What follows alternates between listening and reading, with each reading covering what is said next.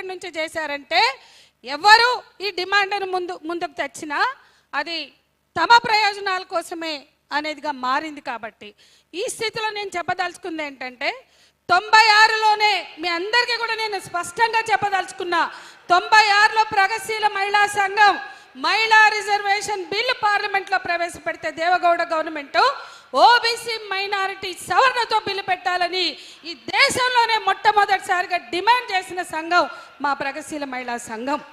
ఆ రోజు యథాతథం అని చెప్పి ఈ రాష్ట్రంలో ఉన్న మహిళా సంఘాల ఐక్య కార్యాచరణ చేస్తే మల్లు స్వరాజ్యం లాంటి వాళ్ళు, గుజ్జుల సరళాదేవి లాంటి వాళ్ళు చాలా పెద్దవాళ్ళు ఉన్నారు అందులో. యథాతథం ముందు రానివ్వవే బిల్లు రాని, పెద్ద ఆవిడ మల్లు స్వరాజ్యం నాతో అన్నారు, ముందు ఆ బిల్లును రాని, అట్లా నువ్వు అడ్డుపడితే ఎట్లా అంటే మేము బాయ్కాట్ చేశాం. 96లో యథాతథం కాదు, గీతా ముఖర్జీ ఆ బిల్లుని డ్రాఫ్ట్ చేస్తూ ఆ బిల్లు వెనుక కూడా 95లో 4th వరల్డ్ ఉమెన్స్ కాన్ఫరెన్స్ జరిగింది బీజింగ్లో. అక్కడ మేము నిర్ణయాధికారంలో సమభాగస్వామ్యం ఎజెండాకు తెస్తే ఆనాటి మానవ వనరుల మంత్రి మాధవరావు సింధియా ఇండియా టీంని హెడ్ చేశారు. దీన్ని మనం పోస్ట్ బీజింగ్ కాన్ఫరెన్స్లో చర్చిద్దామన్నారు. చాలా గొడవ చేసినాం మేము బీజింగ్లో. అయితే పోస్ట్ బీజింగ్ కాన్ఫరెన్స్లో నిజంగానే ఈ అంశం వచ్చింది. సెలెక్ట్ కమిటీని వేశారు గీతా ముఖర్జీని, ఆమె బిల్లు ప్రవేశపెట్టారు. ఆమె బిల్లుని డ్రాఫ్ట్ని ఫైనల్ చేశారు. ఆమె డ్రాఫ్ట్ ఫైనల్ చేస్తూ ఏమన్నారంటే ఎస్సీ ఎస్టీ రిజర్వేషన్లు ఉన్నట్లే బీసీలకు రిజర్వేషన్లు ఉంటే మహిళలకి అందులో అవకాశం దక్కేది, కానీ మేమేం చెయ్యలేము, రాజ్యాంగంలో ఉన్న రాజ్యాంగ పరిధిలోనే నేను బిల్లుని ప్రవేశపెట్టగలుగుతాను గీతా ముఖర్జీ సిపిఐ సీనియర్ నాయకురాలు చెప్పింది. ఆ తర్వాత ఈ అంశం లాలూ ప్రసాద్ ములాయం సింగ్ సీరియస్గా తెస్తే మేము దాంతో ఏకీభవించి ఇక్కడ యథాతథం అన్న నినాదానికి వ్యతిరేకంగా మేము బాయ్కాట్ చేసి బయటకు వచ్చి ప్రెస్ క్లబ్లో ఆ తర్వాత ర్యాలీ తీసాం. ఆ రోజే వార్త బ్యానర్ హెడ్డింగ్ వేసింది. ఆ తర్వాత 3 సార్లు మేము చాలా పార్లమెంట్ వెళ్ళాం. ఓబీసీ మైనారిటీ సవరణతో మహిళా బిల్లు ప్రవేశపెట్టి ఆమోదించాలని. సారీ టు సే అప్పుడు ఏ బీసీ సంఘాలు కూడా మా వెనుక రాలేదు. 3 సార్లు చాలా పార్లమెంట్ ఇచ్చాం. మన ఉమ్మడి ఆంధ్రప్రదేశ్ నుంచి ఎంపీలు ఎంతమంది ఉన్నారో అందరినీ కలిసాం మేము. ఇవాళకి కూడా ఎవరి క్వార్టర్లో ఉండి మన ఆయన ఎవరు అంబర్పేటలో ఉంటారు కాంగ్రెస్ లీడర్ హనుమంతరావు గారి ఇంట్లో ఉండి, హనుమంతరావు గారి ఎంపీ క్వార్టర్లో ఉండి, ఆయన కూడా బీసీ కాబట్టి ఆ డిమాండ్ని సపోర్ట్ చేస్తున్నారు. కాబట్టి భారతదేశంలో ఉండే బీసీ నాయకులందరికీ శరద్ యాదవ్, లాలూ ప్రసాద్, ములాయం సింగ్ అందరికీ మేము మెమరాండాలు ఇచ్చాం ప్రగతిశీల మహిళా సంఘంగా. హనుమంతరావు క్వార్టర్లో ఉండి మేము మొత్తం తిరిగి ఆ రోజు పార్లమెంటు ముందు ఒక ధర్నా చేశాం. నా బాధ ఏంటంటే ఇంత పెద్ద ఎత్తున 96 నుంచి చర్చకు తెస్తే బీసీ సంఘాలు కూడా దీన్ని పట్టించుకోలేదు. ఎందుకంటే అది మహిళా రిజర్వేషన్ బిల్లుతో ముడిపడి ఉందని.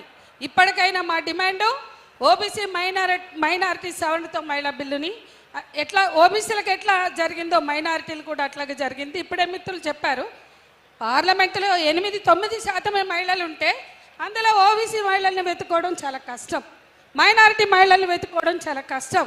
కాబట్టి జనాభాలో ఎవరి వాటా ఎంతో వాళ్ళకి ఆ వాటా ప్రకారం దక్కాలి అనేది రాజ్యాంగ హక్కు. మాకు కార్పొరేషన్లు కావాలి, మాకు ఏ కులం కా కులం మాకు పదవులు కావాలని అడుగుతున్నారు, కార్పొరేషన్లు కావాలని అడుగుతున్నారు.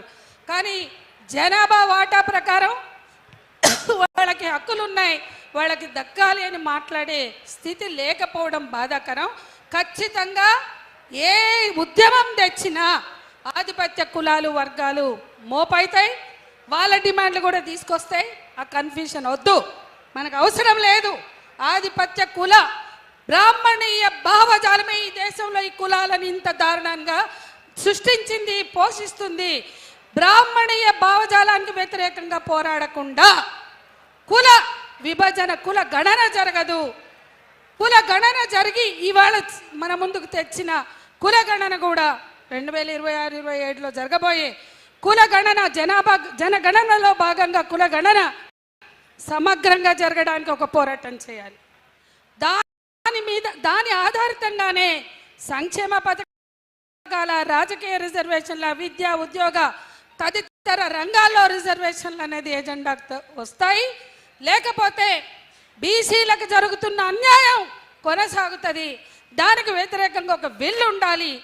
ఒక నిష్పాక్షిక ధోరణితో ఒక సామాజిక లక్ష్యంతో ఆ పోరాటం జరగాలి అని. సమయం ఎక్కువ లేదు. ఖచ్చితంగా మనం రాజీ పడితే, మనం అందరినీ కలుపుకుందామని చెప్పి ఎవరిని పడితే వాళ్ళని జోకొడితే, ఇవాళ కమ్మ కులం వాళ్ళ జనాభా ఎంత, రెడ్డి కులం వాళ్ళ జనాభా ఎంత, ఓకే రెడ్డి అంటే ఆంధ్ర తెలంగాణలో ఉన్నారు, కానీ వాళ్ళ జనాభా ప్రకారమే వాళ్ళు పదవులు తీసుకుంటున్నారా? వాళ్ళు సామాజికంగా ఆర్థికంగా బలపడమే కాకుండా రాజ్యాంగాన్ని దుర్వినియోగం చేసి రాజకీయంగా కూడా వాళ్ళే చెలాయిస్తున్నటువంటి ఈ సందర్భంలో రాజ్యాధికారం, ఈ పోరాటం సామాజిక న్యాయం కోసం, రాజ్యాధికారం కోసం, రాజ్యాధికారం వైపుగా వెళ్ళేటువంటి ఈ సందర్భంలో రాజ్యాధికారం కొన్ని కులాలకే పరిమితమా? రాజ్యాధికారం రాజ్యం వాళ్ళ అబ్బసొత్తా? రాజ్యం కొన్ని కులాలకే పరిమితమా?